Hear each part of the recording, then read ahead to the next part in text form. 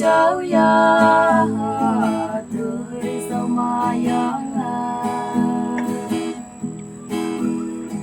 hong li ni Krista phải hôn chưa đi bà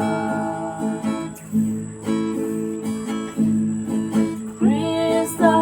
yang là bù mai nóc chính là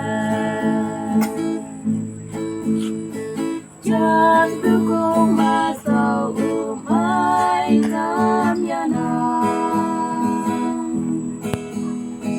Habuyewang putaw hong lang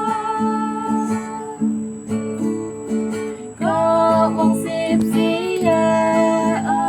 atin amoy lang Lena tay kiếm thế kỷ nhà vang hư vang lang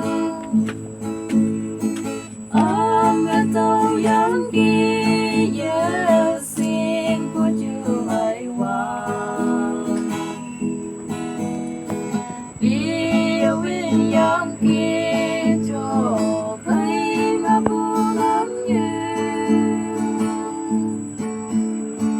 Sa chỉ ở cháu ya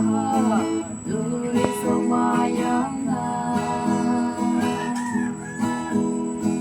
Phong li ni Krista phải hôn chưa đi bà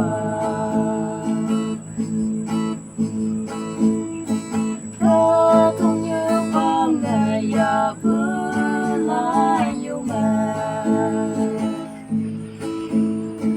Yang trên mẹ Krista làm như